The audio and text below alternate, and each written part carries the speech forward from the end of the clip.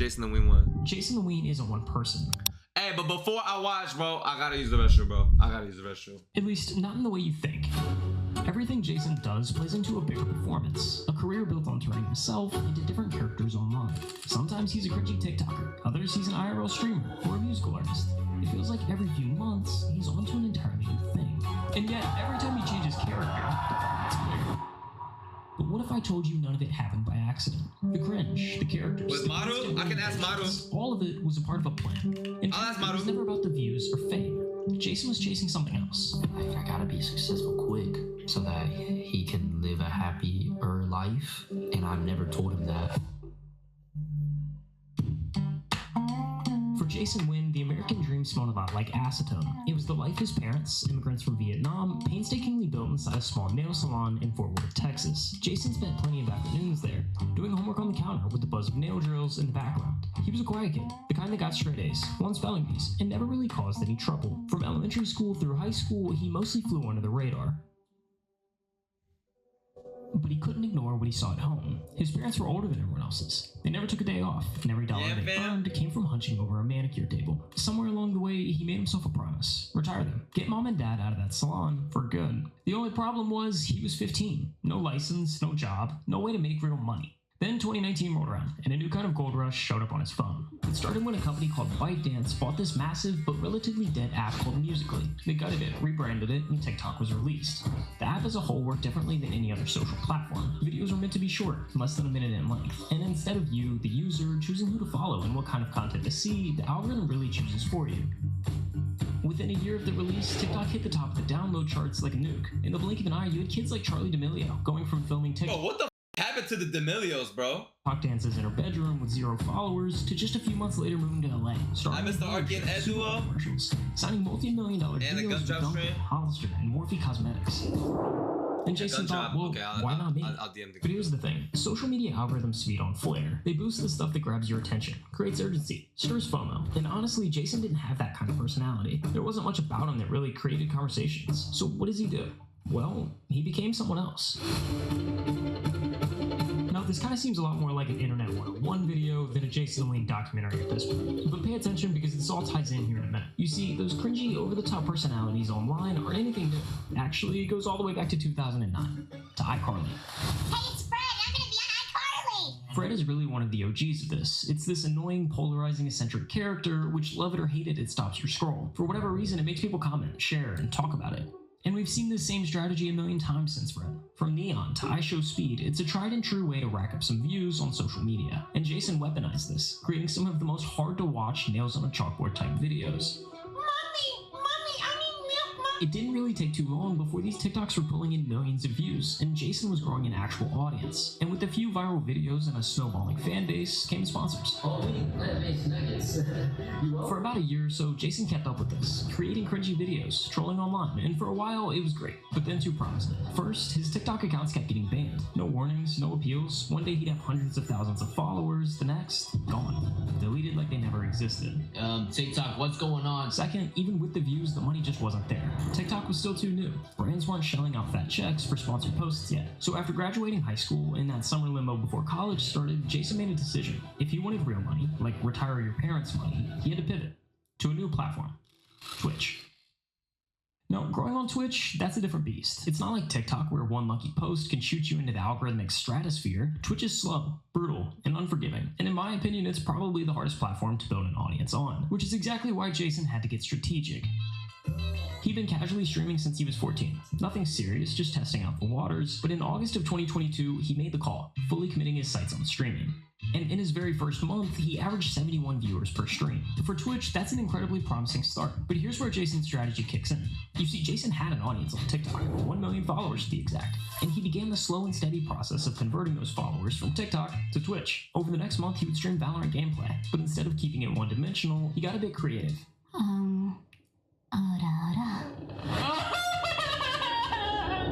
There was this website called ePal, where you could essentially pay girls to play Bro, that's so crazy this motherfucker was on ePal doing this, bro. video games with you. Weird. Yes, I know. But that was a part of the character, the bit that Jason played. Nah, my pants!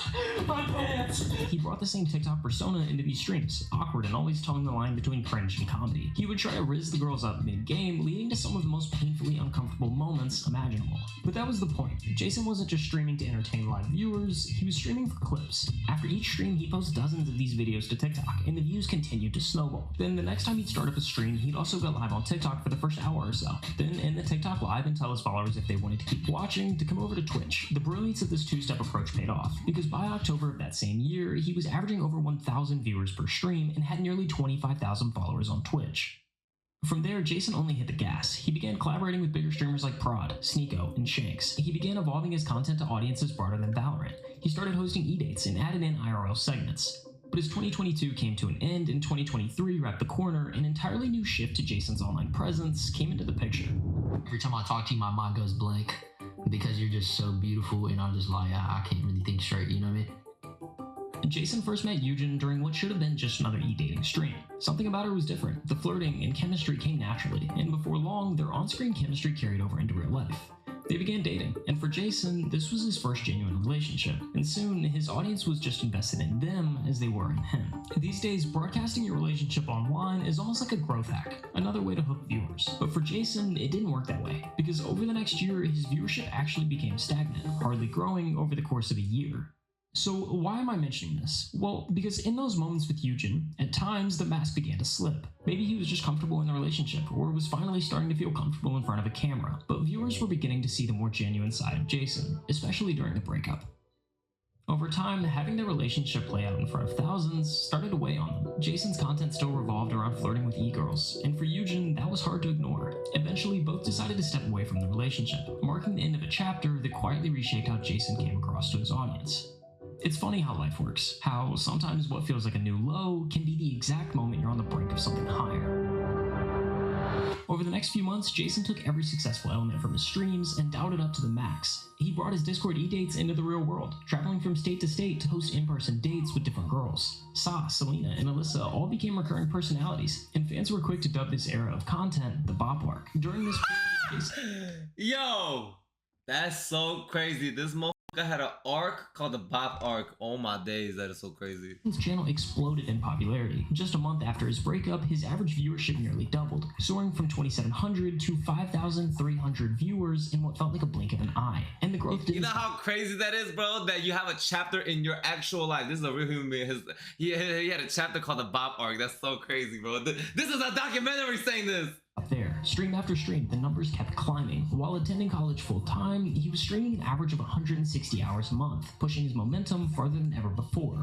But just beyond that wave of success was something even bigger, an opportunity that would take everything Jason had built and launch it into another universe. He was going to join FaZe Clan. So you have to manhandle me, bro? Holy... Man, what do I even do? Spitballs, pranks, disruptive outbursts, mogging? Normally, under these circumstances, you would be expelled immediately. But your father has given a very generous donation to the university. My father? Now, a little backstory. For those who don't know, FaZe Clan can be credited with pioneering a lot of what you see on social media today. What started as a small group of gamers making YouTube trick shot videos turned into something entirely new. Eventually, the group bought a house in New York and all moved in together, arguably creating the first content house the internet had ever seen. From there, things snowballed. By 2018, FaZe had stepped far beyond gaming. Their roster, icons like FaZe Banks, Temper, Rug, Adapt, Rain, and Apex were everywhere. They landed huge brand deals, made the cover of Sports Illustrated, and even IPO'd at $1 billion valuation. But then the empire... Now, we've got a video $1 billion that breaks down crazy, exactly bro. how and why everything fell apart. That shit but crazy, here's the short bro. version. The founders had their equity diluted, corporate overvalued the company, put the wrong focus in the wrong places, the content went stale, fans stopped caring, and eventually FaZe went bankrupt. The founders managed to buy the brand back, and in early 2024, they set out to spark a full-scale revival. Step 1, wipe the slate clean. Almost every single talent was dropped and a fresh roster was announced. For OG fans who'd been watching for years, the bar for the new faces of FaZe wasn't just high, it was astronomical. One by one, names were revealed. some familiar veterans and some complete newcomers. And on that short list, nestled among a handful of new recruits, was JasonTheWeen. Truth be told, no one believed in the new group. For most fans, this felt like... Bro, I remember, bro, because prior to Jason knowing, like, I knew of him, everything, all that, bro. I remember when I saw that trailer, I was hyped, sent them a message like, yo, this is crazy, congrats. Bro, and I remember going on Twitter, bro, motherfuckers were hating, bro. They were hating. Saying like, bro, who are these new heads? We don't know who this guy is. We don't know any of them. This is lame. Go back to gaming, blah, blah, blah, blah, blah, blah, blah. Bro, Twitter was full of haters, bro. Now it's different. Okay, of course, there's still going to be haters. But now I feel like there's a lot of love. But oh my God, prior people were just being so pessimistic for no reason without giving them a fair shot, bro. Corporate-driven sellout. Exactly the kind of power move that sunk FaZe in the first place. What the is that new FaZe clan lineup, man? Who the are these people? However, almost everyone was completely wrong about the new roster. Within weeks, public opinion began to flip. Clips of new FaZe started flooding TikTok, from trips to Tokyo to month-long subathons, and a steady stream of content both as a group and as individual creators. The momentum was undeniable. Jason, in particular, was breaking into a whole new tier of mainstream success. In the closing hours of the month-long subathon, he hit 100,000 active Twitch subscribers, overtaking streaming heavyweights like Kai Cenat and Jinxie, making him the #2 most subscribed to Twitch streamer in the world. And Jason went on to close out the year strong. His average viewership would climb to over 15,000 viewers per stream, a 474% increase from the start of the year. He closed in on 1 million followers on Twitch and even won the 2024 Breakout Streamer of the Year award. 6 months ago, I finally dropped out of school to pursue streaming. And today I can say it was finally worth it. Hey. Breakout Streamer of the Year!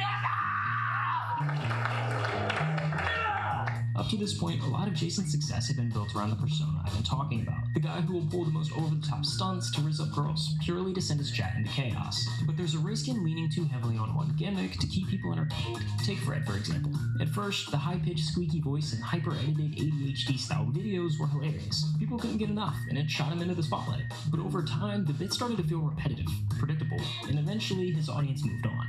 At some point, Jason realized this, and decided to make a few changes. But yeah, I don't know if you knew this, but the girl content has been slowing down. Wait, why is the girl content slowing down? Because, you know, I don't know, realized. Jason, girl content? Not happening? I'm not subbing anymore. Wait, so you're quitting girl content? I'm not quitting, I'm just slowing down. I just feel like, you know, it's time to evolve.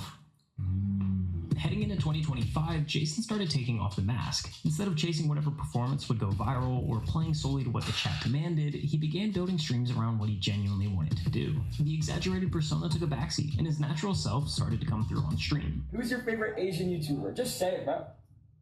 Hey! Niga. No, I didn't say it. That's his name! That's his name! With the mask coming off, his content stopped being confined to four walls, and the world itself became the stage. In South Korea, he met New Jeans, one of the biggest K-pop girl groups on the planet.